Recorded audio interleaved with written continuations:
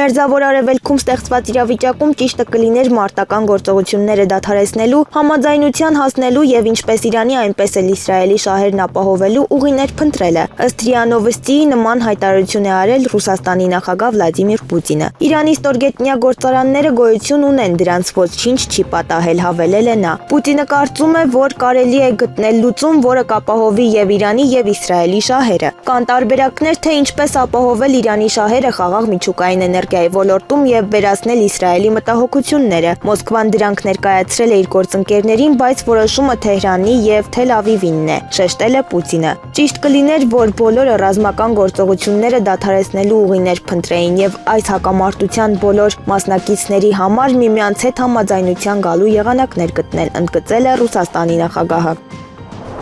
Իրանը նախազգուշացում է հրապարակել իսրայելական Հայաֆի բնակիչներին, պահանջելով լքել վտանգավոր տարածքը, այս մասին հայտնել է SNN հեռուստաալիքը։ Հեռուստաալիքը նշել է իսրայելական քաղաքային շրջանը, որտեղի բնակիչներին խնդրում են լքել իրենց կյանքը փրկելու համար։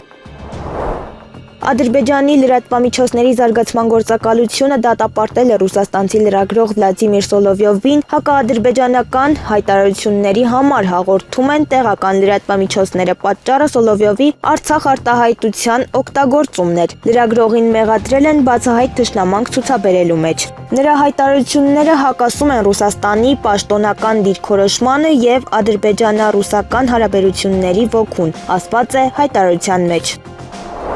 Թուրքական դիվանագիտական աղբյուրները հայտնում են, որ ամեն ինչ պատրաստ է Ռուսաստանի եւ Ուկրաինայի միջև նոր բանակցությունների փուլին եւ դրանք կարող են կայանալ մոտ օրերս։ Այս մասին փոխանցում է ՌԻԱ Նովոստին։ Թուրքիան ակնկալում է, որ շուտով հնարավոր կլինի անցկացնել հերթական փուլը տարածաշրջանային հակամարտության կարգավորման նպատակով։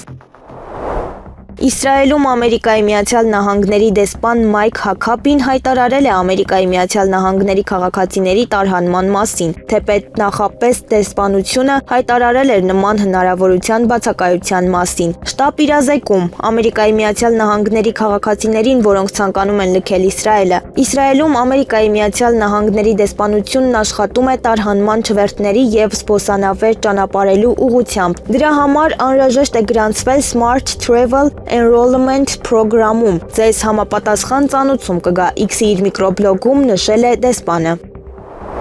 Անհետ կորած զինվորների հարազատները գիշերն անցկացրել են Բաղրամյան պողոտայում, այն այսօր էլ երկկողմանի փակ է։ Նրանք հանդիպում են պահանջում ազգային անվտանգության ծառայության տնօրենի ժամանակավոր պաշտոնակատար Անդրանիկ Սիմոնյանի հետ։ Նրանք պահանջում են չեղարկել ԱԱԾ տնօրեն Արմեն Աբազյանի պաշտոնից ազատելու մասին որոշումը, որին ազատել էր Նիկոլ Փաշինյանը։ Նրանք նշում են, որ իրենց հարցով գործերով հենց Արմեն Աբազյանն էր զբաղվում եւ մտավախություն ունեն, որ նրան պաշտոնից հեռացնել նշանակում է փակել անհետ կորածների գործերը։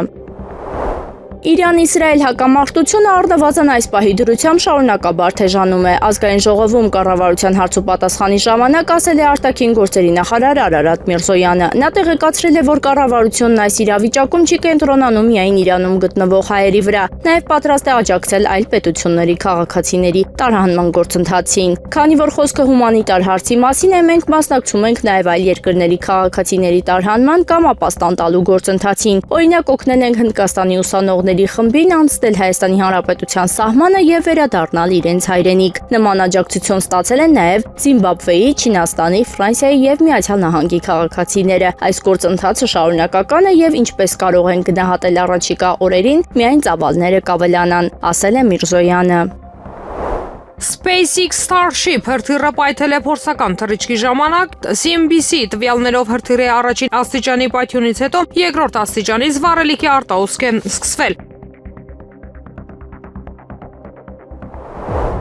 Ռուսաստանի նախագահ Վլադիմիր Պուտինը Արաբական Միացյալ Էմիրությունների նախագահ Մոհամմեդ բին Զայեդ Ալ Նահյանի հետ զրույցում հաստատել է Ռուսաստանի պատրաստակամությունը միջնորդել Իրանի եւ Իսրայելի միջև երկխոսությանը։ Այս մասին հայտնել է Կրեմլի մամուլի ծառայությունը։ Վլադիմիր Պուտինը հաստատել է Ռուսաստանի պատրաստակամությունը միջնորդական օգնություն ցուցաբերելու հակամարտող կողմերի միջև երկխոսության խթանման գործում տեղեկացնելով այս կապակցությամբ մի շարք օտարերկրյա առաջնորդների հետ ունեցած շփումների մասին։ Ասվում է հայտարարության մեջ կողմերը խորը մտահոգություն են հայտնել Իրано-իսրայելական հակամարտության շարունակական սրման վերաբերյալ։ Կայացել է մտքերի փոխանակում Մերձավոր Արևելքում կտրուկ սրված իրավիճակի համատեքստում երկու կողմերն էլ խորը մտահոգություն հայտնեցին Իրано-իսրայելական հակամարտության շարունակական սրման վերաբերյալ, որը հղի է ողջ տարածաշրջանի համար ամենաբացասական հետևանքներով, ասվում է հայտարարության մեջ։ Պուտինը եւ Ալ-Նահյանը ընդգծել են, որ Իսրայելի եւ Իրանի միջև ռազմական գործողությունների արագ դադարեցումը հրամայական է։ Ընդգծվել է ռազմական գործողությունների արագ դադարեցման եւ քաղաքական ու դիվանագիտական ջանքերի ակտիվացման հրամայականը Իրանի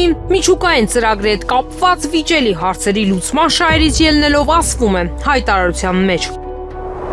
Իսլամական հեղափոխության պահապանների կորպուսը հայտարարել է, որ Թեհրանը մարտական գործողությունների ընթացքում առաջին անգամ արձակել է Սաջիլ երկաստիճան միջին հեռահարության 2000 կիլոմետր բալիստիկ հրթիռ, հաղորդում է Թասնիմ լրատվական գործակալությունը։ Նշվում է, որ Իրանը Իսրայելի ուղղությամբ արձակել է 3 նմանատիպ հրթիռ։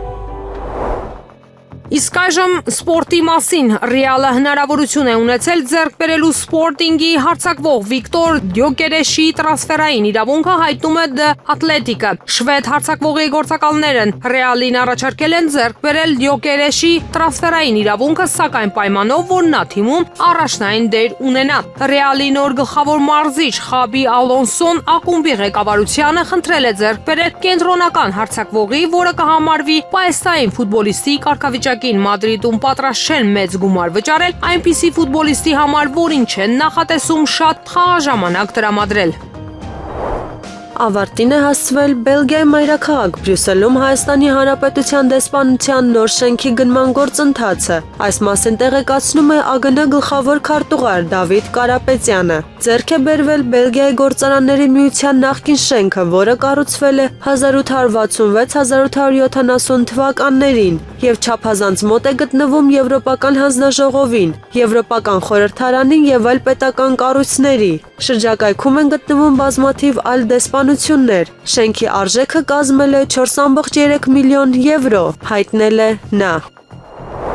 Ռուսաստանի Դաշնության արտաքին գործերի նախարարության պաշտոնական ներկայացուցիչ Մարիա Զախարովան անդրադարձել է Հայաստանի իշխանությունների կողմից գործարար Սամվել Կարապետյանի հետապնդումներին, հիշեցնելով վարչապետ Նիկոլ Փաշինյանի 2018 թվականի կոչերը։ Այս մասին հայտնել է NTV-ն։ Զախարովայի խոսքով 7 տարի առաջ բողոքի ցույցերի ժամանակ Փաշինյանը երկրի իշխանություններին կոչ էր արել հանձնվել ցուցարարներին։ Կցանկանայի մեջբերել Նիկոլ Փաշինյանի 2018 թվականին Երևանում կայացած հանրահավաքի ժամանակ ասված խոսքերը. «Իշխանությունները պետք է անվերապահորեն եւ առանց պայմանների ճանաչեն մեր հեղափոխության հաղթանակը եւ չցուցաբերեն իշխանության ղեկին մնալու որևէ ցանկություն», ասել է Զախարովան։ Դիվանագետը նշել է նաեւ, որ չորեքշաբթի Հայաստանի Հանրապետության իրավապահ մարմինների աշխատակիցները մեղադրանք են առաջադրել Սամվել Կարապետյանին իշխանությունը զավթելու կոչերի համար։ Հիմա մենք լսում ենք, թե ինչպես են Երևանում ըստ Կարապետյանի փաստաբանի սկսել մեղադրել ռուսաստանցի գործարարին իշխանապողության ինչ-որ կոչերի համար։ Ես պարզապես մեջբերել եմ Հայաստանի Հանրապետության ղեկավարին, հավելել է Զախարովան։ Ռուսաստանի քաղաքացիները կարող են ցամաքային ճանապարհով Իրանից դուրս գալ Հայաստանի տարածքով, տեղեկացրել է Երևանում Ռուսաստանի Դաշնության դեսպանատունը, գրում է ՏԱՍՍ-ը։ Հայտնում ենք Իրանա-հայկական սահմանին նոր դուս կամ ագարակ սահմանային անցումով ցամաքային ճանապարհով Իրանից Հայաստան Ռուսաստանի քաղաքացիների մեկնելու լրացուցիչ տարբերակների մասին, ասված է հաղորդագրության մեջ։ Դեսպանատանը հավելել են, որ Իրանի եւ Հայաստանի միջև սահմանը Ռուսաստանի քաղաքացիների համար բաց է։ Անցումն ազատ է, վավեր արտասահմանյան կամ ներքին անձնագրերով նախնական ծանուցումներ չեն պահանջվում։ Միջնորդություն է ներկայացվել դատարան գործարար Սամվել Կարապետյանի նկատմամբ կալանքը որպես խափանման միջոց կիրառելու վերաբերյալ, այս մասին ասված է քննչական կոմիտեի տարածած հաղորդագրության մեջ։ Մասնավորապես ասվում է, Հայաստանի Հանրապետության քննչական կոմիտեում ստացված հաղորդման հիման վրա քրեական օրենսգրքի 422-րդ հոդվածի 2-րդ մասով նախաձեռնվել է քրեական վարույթ այն կապակցությամբ, որ Սամվել Կարապետյանը զանգվածային լրատվության միջոցով հարցազրույց տալու ընթացքում հնչեցրել է իշխանությունը զավթելուն Հայաստանի Հանրապետության սահմանադրությամբ չնախատեսված եղանակով Հայաստանի Հանրապետության կառավարության լիազորություններին տիրանալուն ուղղված հրապարակային կոչ։ Դատախազը որոշում է կայացրել Սամվել Կարապետյանի նկատմամբ հանրային քրեական հետապնդում հարուցելու մասին։ 2025 թվականի հունիսի 18-ին Սամվել Կարապետյանը ձերբակալվել է եւ ներկայացվել է վարույթն իրականացնող մարմին։ Միջնորդություն է ներկայացվել դատարան վերջինիս նկատմամբ կալանքը որպես խափանման միջոց կիրառելու վերաբերյալ, ասված է քննչական կոմիտեի հաղորդագրության մեջ։ Արցախի ազգային ժողովի խմբակցությունները հայտարարություն են տարածել նախագահի թեկնածուի առաջադրում եւ ընտրություն չանելու վերաբերյալ։ 2025 թվականի մայիսի 21-ին լրացել է Արցախի Հանրապետության նախագահի պաշտոնավարման ժամկետը։ Սահմանադրության 88-րդ եւ 168.1 հոդվածների համաձայն Հանրապետության նախագահի թեկնածուի առաջադրում եւ ընտրություն առայժմ չեն կայացել պայմանավորված հետեւյալ հանգամանքներով։ Ադրբեջանի կողմից իրականացված ագրեսիան, Արցախի օկուպացիան եւ Արցախի ժողովրդի բռնի տեղահանության հետևանքով ստեղծված իրավիճակը, Հայաստանի իշխանությունների որդեգրած դիրքորոշումները, Արցախյան հակամարտության կարգավորման եւ Արցախի պետական ինստիտուտների գործունեության, ինչպես նաեւ Հայաստանի ներքաղաքական իրավիճակը։ Տարածաշրջանում արկա անվտանգային միջավայրը եւ դրանից բխող մարտահրավերներն ու սպառնալիքները։ Արցախի սահմանադրության 100-րդ հոդվածի համաձայն հանրապետության նախագահի պաշտոնը թափուր մնալու դեպքում մինչեւ նորընտիր նախագահի կողմից պաշտոնի ստանձնումը հանրապետության նախագահի լիազորություններն իրականացնում է ազգային ժողովի նախագահը։ Պիցատաշիր ՍՊ-ի կողմից սննդամթերքի անվտանգության տեսչական մարմին ներկայացված դիմումի համաձայն այս պահին վերահսկողություն է իրականացվում այդ կազմակերպությանը պատկանող 30 հանրային սննդի կետերում։ ՍԱՏՄ սննդամթերքի անվտանգության վարչության տեսուչների կողմից Տաշիր Պիցա ՍՊ-ի որոշ հասցեներում գործող մասնաճյուղում իրականացվող վերահսկողության ընթացքում հայտնաբերվել են իրավական ակտերով սահմանված սանիտարահիգենիկ նորմերի կոպիտ խախտումներ։ Մասնաճյուղի արտադրական գործունեությունը կասեցվել է, սահմանվել է ժամկետ խախտումները վերացնելու համար։ Եվրամիությունը կարող է դադարեցնել կարճաժամկետ ուղևորությունների համար Իսրայելի քաղաքացիների առանց վիզայի ռեժիմը, այս մասին հայտնում է Euronews-ը վկայակոչելով Եվրախորհրդարանի աղբյուրներին։ Հեռուստաալիքի տվյալներով Իսրայելը կլինի առաջին երկրներից մեկը, որի վրա կազդի Եվրախորհրդարանի եւ Եվրախորհրդի կողմից համաձայնեցված Եվրամիության եւ Շենգենյան երկրներ կարճաժամկետ առանց վիզայի ռեժիմի դադարեցման մեխանիզմի բարեփոխումը։ Նոր կանոնները փոփոխում են առանց վիզայի ծրագրերի կասեցման հիմքերը ներառելով մարդու իրավունքների խախտումները։ ՄԱԿ-ը մեղադրում է Իսրայելին Գազայի հատվածում պատերազմի ժամանակ պատերազմական հանցագործությունների եւ մարդկության դեմ հանցագործությունների մեջ, ինչը կարող է հանգեցնել Իսրայելի եւ այլ երկրների քաղաքացիների համար պարտադիր վիզաների ներդրմանը։ Ներկայումս 61 երկրների քաղաքացիներ, այդ թվում Ավստրալիայի, Բրազիլիայի, Իսրայելի, Ճապոնիայի, Մեծ Բրիտանիայի, Ուկրաինայի եւ Արևմտյան Բալկանների քաղաքացիները կարող են մուտք գործել Շենգենյան գոտի մինչև 90 օր կարճաժամկետ մնալու համար։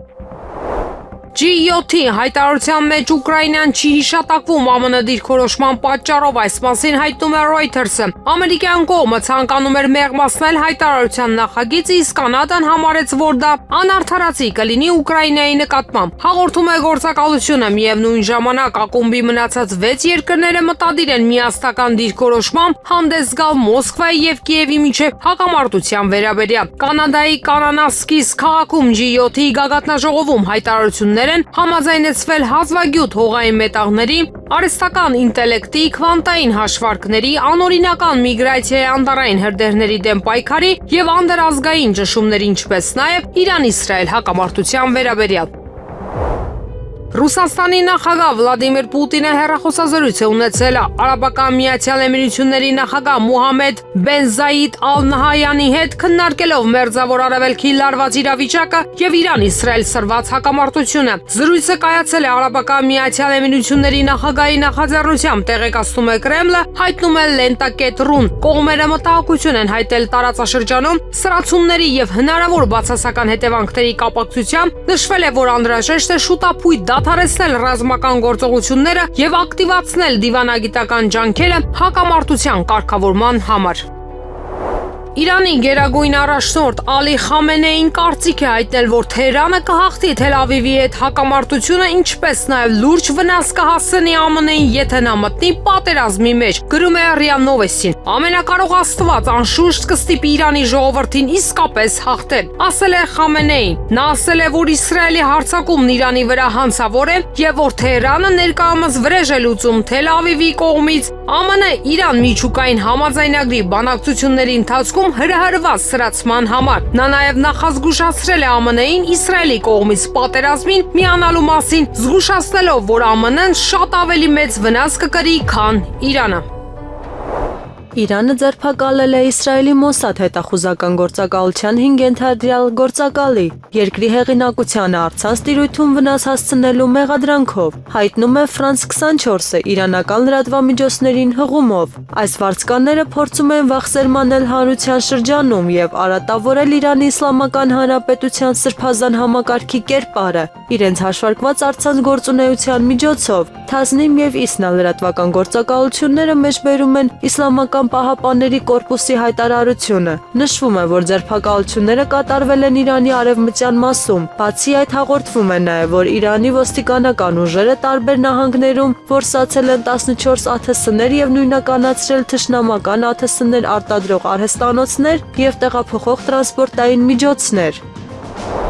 Իրանը 400 հրթիռ է արձակել Իսրայելի ուղղությամբ, ինչի հետևանքով վիրավորվել է ավելի քան 800 մարդ, հայտնել է Իսրայելի վարչապետ Բենյամին Նեթանյահուի գրասենյակի խորհրդական Դմիտրի Գենդելմանը։ Ավելի քան 804 վիրավոր կա, որից 8-ը ծանր վիճակում, 41-ը միջին ծանրության, 755-ը թեթև վնասվածքներով, հայտարարել է նա։ Խորհրդականի խոսքով գործողության մեկնարկից ի վեր Իսրայելի ուղղությամբ արձակվել է շուրջ 400 բալիստիկ հրթիռ եւ հարյուրավոր ԱԹՍ-ներ։ Վերջինս հավելել է, հարձակումները 24 մարդու կյանք են խլել։ Առնվազն 48 կին եւ երեխա է զոհվել Իրանի տարածքին Իսրայելի կողմից իրականացված հարվածների հետևանքով, հայտնել է Իրանի կառավարության խոսնակ Ֆաթեմեհ Մոհաջերանին, հայտնում է Նուր Նյուզը։ Վերջին մի քանի օրվա ընթացքում վիրավորվել է 153 կին եւ երեխա, 48-ը մահացել է, ասել է Իրանի Իսլամական Հանրապետության կառավարության խոսնակը։ Հունիսի 13-ի գիշերը Իսրայելը սկսեց 180 առնող առյուծ գործողությունը, հարվածելով Իրանի միջուկային եւ ռազմական օբյեկտներ։ Հարվածների թիրախ են դարձել միջուկային զենքի մշակման հետ կապված ենթակառուցվածքները, ինչպես նաև իրանցի գեներալների գտնվելու վայրը։ Նույն օրը երեկոյան Իսլամական հեղափոխության պահապանների կորպուսը հայտարարեց ճշմարիտ խոստում 3 կոչվող պատասխանատվության մեկնարկի մասին։ Երկրների միջև հակամարտությունը շարունակվում է արդեն 5 օր։ Թեհրանը 3 երեկոյան խոստացել էր հատկապես լայնածավալ հարձակումներ իրականացնել։ Իսրայելը իր հերթին հարձակվել է ի թիվս այլ բաների Իսլամական հեղափոխության պահապանների կորպուսի ռազմական համալսարանի, ուրանի հարստացման ցենտրիֆուգների գործարանի եւ զենքի արտադրության մի քանի օբյեկտների վրա։ Իրանի Իսլամական Հանրապետության նախագահ Մասուդ Փեզեշքյանը Իրան-իսրայելական հակամարտության վերաբերյալ Միացյալ Նահանգների սպասվող որոշման ֆոնին հույս է հայտնել, որ Թեհրանին կհաջողվի դուրս գալ ընթացիկ ճգնաժամից։ Նրա խոսքերն է մեջբերում SNN-ը։ Հուսով եմ, որ միասնության շնորհիվ մեզ կհաջողվի հաղթահարել ճգնաժամը, որում հայտնվել ենք եւ կշարունակենք հզոր շարժվել մեր ճանապարհով, ասել է նախագահը։ Ըստ նախագահի մամուլի ծառայության նա նաեւ հանձնարարել է տարբեր նախարարություններին շարունակել փոխգործակցությունը տարբեր երկրների, հատկապես հարևան երկրների հետ։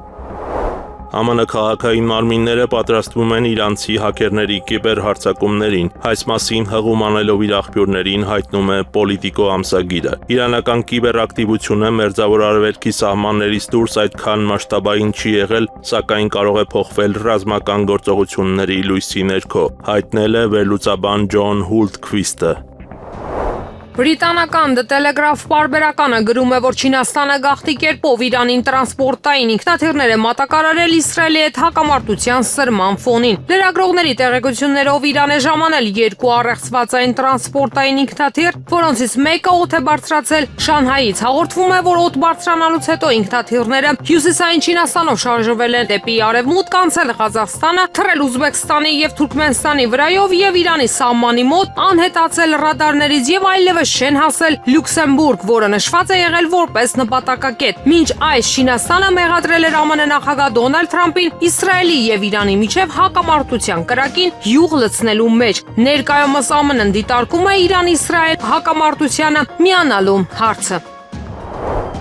Իրանցի ժողովուրդը կդիմադրի թե պարտադրված պատերազմին, թե պարտադրված խաղաղության դեմ եւ չի հանձնվելու որևէ մեկին, ասել է Իրանի գերագույն առաջնորդ Խամենեին։ Ամերիկացիները պետք է իմանան, իրանցի ժողովուրդը չի հանձնվելու, իսկ նրանց ցանկացած ռազմական միջամտություն անշրջելի վնաս կբերի, ասել է նա։ Իրանի հոբ համակարգերը երկրի հարավ-արևմուտքում խոցել են իսրայելական ինքնաթիռ։ Հայտում է մեհեր գործակալությունը ինքնաթիռի օդաչուն վթարից առաջ ինքնանետվել է։ Նրան փնտրում են, հաղորդում է աղբյուրը։ Գործակալությունը չի հստակեցրել մանրամասներ, իսկ Իսրայելը չի հայտնել ինքնաթիռի կորստի մասին։ Գործարար Սամվել Կարապետյանին մեղադրանք է ներկայացվել իշխանությունը զավթելու հրապարակային կոչի հոդվածով, այս մասին հայտնել է փաստաբան Արմեն Ֆերոյանը։ Մյուս փաստաբանը Լիանա Գասպարյանը նշել է, որ իրենց տեղեկություններով քննիչը միջնորդել է կալանավորել Կարապետյանին։ Փաստաբանները ապօրինի են որակել մեղադրանքը եւ հայտնել, որ Կարապետյանը այն չի ընդունում։ Յուրաքանչյուր անձ կարող է այս տեսանյութը դիտել եւ գնահատել դա հանցագործություն է թե հանցագործություն չէ, ընդգծել է փաստաբանը։ Սամվել Կարապետյանին քննչական կոմիտեից տեղափոխել են դատարան խափանման միջոցի հարցը քննելու։ Քննչական կոմիտեի բակում հավաքվածները Սամվել Կարապետյանին ողջունել են ծափահարություններով, այնուհետև իրենք եւս երթով ուղևորվել դատարանի շենք։ Սամվել Կարապետյանի աջակիցների թվում էր նաև երգիչ Ռազմիկ Ամյանը, նա նշել է այդտեղ է, որովհետև համաձայն է Կարապետյանի ասած ամեն բառի հետ։ Ես այստեղ եմ, որպեսզի կանգնեմ իմ պարոն Կարապետյանի կողքին, համաձայն լինելով այն իրադարձություններին, որը հիմա կատարվում է։ Այդքան բան ուզում ենք մի վարքյան շուտ իրան ազատության մեջ տեսնենք ու համաձայնեմ իր ամեն մի ասած տառը։ Սամվել Կարապետյանի դուստրը Տաթևիկ Կարապետյանը կոչ է արել հավաքվել Մազմանյան 5 հասցեում ի աջակցություն իր հոր հայտարարության մեջ նշել է. Մենք շնորհակալ ենք բոլոր նրանց, ովքեր հիմա մեզ հետ են, մեր ընտանիքի հետ են, շնորհակալ ենք աջակցության խոսքերի, հավատքի, մեր ազգի ընդհանուր սկզբունքների եւ հիմքերի համար, սա իսկապես կարեւոր է, բայց այսօր միայն խոսքեր չեն պետք, մեր ընտանիքը միշտ եղել է իր ժողովրդի կողքին, երկրի համար ամենադժվար պահերին մենք պաշտպանել եւ պահպանել ենք արդարությունը։ Մենք սպասում ենք հորս բոլոր կողմնակիցներին Մազմանյան փողոցի 5 հասցեում գտնվող քննչական կոմիտեի շենքում, թող բոլորը տեսնեն, նա միայնակ չէ, մենք էլ մենակ չենք։ Հիմա միայն մեր ճակատագիրը չի որոշվում։ Ամեն ինչ, որին մենք սրբորեն հավատացել ենք դարեր շարունակ, ենթարկվում է ամրության փորձության, հայտարարել է Տաթևիկ Կարապետյանը։ Վերաքննիչ դատարանն անփոփոխ է թողել 44-օրյա պատերազմում Ցորի D20 դիվիզիոնի 20 զինծառայողների զոհվելու գործով որոշումը, ըստ դրա Արցախի Հանրապետության Պաշտպանության բանակի նախկին հրամանատար Ջալալ Հարությունյանը դատապարտվել է 5 տարի 6 ամիս ժամկետով ազատազրկման, դատավորը հայտարարել է։ Առաջին ատյանի դատարանի 2025 թվականի փետրվարի 7-ի որոշումը թողնել անփոփոխ, որոշումը կարող են բողոքարկել Հայաստանի Հանրապետության վճռաբեկ դատարանում, որոշումը հրապարակել է դատավորը։ Ըստ մեղադրանքի գեներալ լեյտենանտ Ջալալ Հարությունյանը 44-օրյա պատերազմի ժամանակ լինելով Պաշտպանության բանակի հրամանատարը անփույթ վերաբերմունք է դրսևորել ծառայության նկատմամբ, որի հետևանքով Ցորի զորամասի 20 զինծառայող հայտնվել է հակառակորդի հսկողության ներքո եւ սպանվել։ Ֆրանսիայի նախագահ Էմանուել Մակրոնի այցը Գրենլանդիան արդյունացրել է նրա ամերիկացի գործընկեր Դոնալդ Թրամփին, հայտնում է բրիտանական Financial Times թերթը։ Պարբերականի տվյալներով Ֆրանսիայի ղեկավարի նկատմամբ դժկամությունն ազդել է Կանադայում G7-ի գագաթնաժողովը վաղաժամ լքելու Սպիտակ տան ղեկավարի որոշման վրա։ Միևնույն ժամանակ բրիտանացի մի պաշտոնյա, որի անունը չի նշվում, պարբերականին հայտնել է, որ Միացյալ Նահանգների ղեկավարը պարզապես հոգնել է G7-ից եւ ցանկանում է շարունակել աշխատել արդյունավետ ինչ-որ բանի վրա։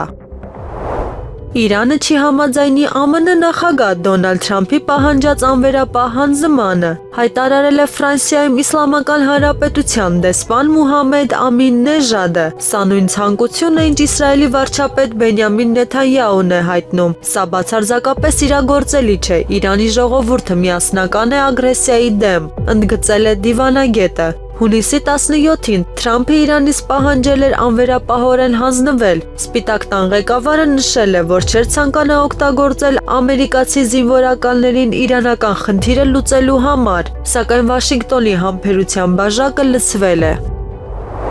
Ուկրաինայի նախագահ Վոլոդիմիր Զելենսկին լքել է Կանադայում G7-ի գագաթնաժողովը չստանալով ցանկալի ֆինանսական եւ քաղաքական աջակցություն, գրում է The Wall Street Journal-ը։ Հրատարակության տվյալներով ուկրաինացի առաջնորդն իր երկիրն աջակցելու համար ակնկալում էր տարեկան 40 միլիարդ դոլարի ֆինանսավորում։ Բացի այդ, նա պատրաստվում էր հանդիպել ԱՄՆ նախագահ Դոնալդ Թրամփի հետ քննարկելու ռազմական օգնությունը, սակայն Թրամփի այցը շուտ է ավարտվել եւ բանակցություններն այդպես էլ չեն կայացել։ Գերմանական Berliner Zeitung թերթը գրել է, որ Կանադայում G7-ի գագաթնաժողովում ԱՄՆ եւ Ուկրաինայի նախագահների ձախողված հանդիպումը հարված էր Կիևին։ Հրապարակման հեղինակի կարծիքով Թրամփի վաղաժամ վերադարձը Վաշինգտոն դառը մեսիջ է Կիևին, ինչը նշանակում է, որ ուկրաինական հակամարտությունն ԱՄՆ-ի համար մաղվում է երկրորդ պլան։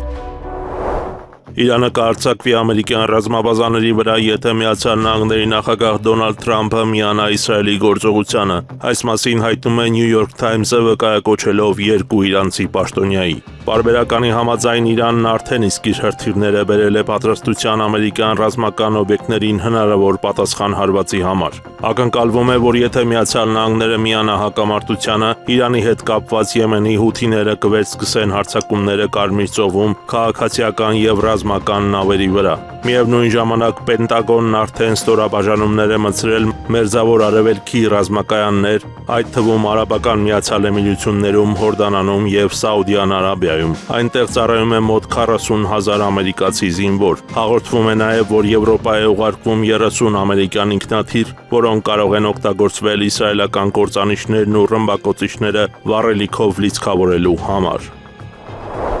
Իսրայելում ամերիկյան դեսպանատունը եւ նրա բոլոր մասնաճյուղերը փակ կլինեն մինչեւ հունիսի 20-ը։ Այս մասին հաղորդվում է դիվանագիտական ներկայացուցչության կայքում։ Հայտարարության մեջ նշվում է, որ դեսպանատան բոլոր աշխատակիցները եւ նրանց ընտանիքի անդամներն առայժմ կմնան Իսրայելում եւ պետք է մշտապես մնան ապաստարանների մոտակայքում։ Դեսպանատունը նշել է, որ այս որոշումը կայացվել է անվտանգության իրավիճակի եւ Իսրայելի ու Իրանի միջև շարունակվող ռազմական գործողությունների պատճառով։ Բացի այդ, հաշվի են առնվել Իսրայելի պաշտպանության ուժերի ներքին ճակատի հրամանատարության առաջարկությունները։ Դիվանագիտական առաքելությունն ընդգծել է, որ հնարավոր չէ օգնել ԱՄՆ քաղաքացիներին հեռանալ Իսրայելից, քանի որ երկրի օդային տարածքը փակ է քաղաքացիական ավիացիայի թռիչքների համար։ Բացի այդ, փակ են Իսրայելի բոլոր ծովային նավահանգիստները, սակայն Իսրայելը հնարավոր է լքել ցամաքային ճանապարհով Եգիպտոսով ու Հորդանանով։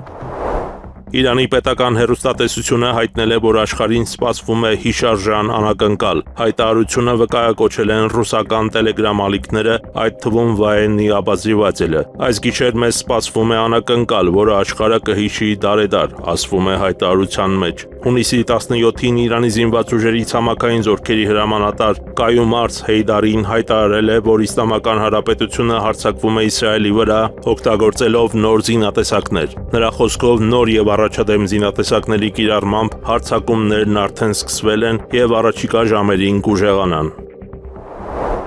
Եվրամիության որոշ արտգործնախարարներ քննադատել են Եվրահանձնաժողովի ղեկավար Ուրսուլա ֆոն դեր Լեյենին Իսրայելի վարչապետ Բենյամին Նեթանյահուի հետ հեռախոսազանգի համար, որի ընթացքում նա աջակցություն է հայտնել Իսրայելի պետությանը։ Այս մասին հայտնում է Պոլիտիկոն հղում անելով աղբյուրներին։ Այսպես, Եվրամիության անդամ պետություններից մեկի դիվանագիտական գերատեսչության ղեկավարը հայտարարել է, որ մեծ տարբերություն կա ինքնապաշտպանության իրավունքի եւ այլ երկրի դեմ կանխարգելիչ ռազմական գործողություններ սկսելու միջև։ Մեկ այլ դիվանագետ ֆոն դեր Լեյենին մեղադրել է մենակ մրցավազք վարելու մեջ, քանի որ Իսրայելին աջակցելու որոշումը կայացվել է առանց այլ երկրների հետ դիրքորոշումը քննարկելու։ Ինչպես նշվում է հոդվածում, Եվրամիության միայն 10-ից 15 երկիր է համերաշխություն հայտնել Իսրայելին, ինչը վկայում է այդ դիրքորոշման պառակտման մասին։ Միևնույն ժամանակ Եվրոպական դիվանագիտության ղեկավար Կայա Կալասը նույնպես չի պաշտպանել Ուրսուլա ֆոն դեր Լեյենի դիրքորոշումը ինքնապաշտպանության իրավունքի վերաբերյալ, կոչ անելով հակամարտությունը լուծել բանակցությունների միջոցով։ Մեկ այլ հրապարակման Փաշինյանը անդրադարձել է գործարար Սամվել Կարապետյանին, որն իշխանությունների թիրախում է հայտնվել եւ ձերբակալվել եկեղեցուն աջակցող խոսքեր հնչեցնելու համար։ Թքած ունեմ իրենց վրա էլ, իրենց հեծի վրա էլ։ Սամվել Կարապետյանի այս խոսքերը Փաշինյանն իր ձևով է ներկայացրել, նշելով. մեջբերում, այսինքն այս մարդիկ հեծը իրենցը չեն էլ համարել եւ թքած ունեն այդ ռազմավարական նշանակության հիմնարկի, նրա սպառողների ու աշխատակիցների վրա, որովհետեւ եթե հեծը իրենցը չէ, ումն է ուրեմն նրա սպառողներին է, նրա աշխատողներին է, ասել է թե ժողովրդին է, որովհետև ողջ ժողովուրդը կամ հեծի սպառող է կամ աշխատակից։ Կարծում եմ հասունացել է պահը, երբ Հայաստանի էլեկտրական ցանցեր ՓԲ-ն պետք է ազգայնացվի կամ պետականացվի։ Դա տեղի կունենա արագ եւ իմ հանձնարարականն է հեծի բոլոր աշխատակիցներին բարեխղճորեն կատարել իրենց աշխատանքային պարտականությունները։ Ազգայնացումից կամ պետականացումից հետո բարեխղճությունը հաշվի կառնվի, նշել է Փաշինյանը։ Եղանակը առաջիկա օրերին։ Երևան քաղաքում հունիսի 18-ից 22-ին սպասվում է առանց տեղումների եղանակ։ Հանրապետության տարածքում հունիսի 18-ի գիշերը եւ կեսօրից հետո 21-ից 22-ին կեսօրից հետո առանձին շրջաններում սպասվում է կարճատև անձրև եւ ամպրոպ։ Հնարավոր է նաեւ կարկուտ։ Հունիսի 19-ից 20-ին 21-ից 22-ի գիշերը սպասվում է առանց տեղումների եղանակ։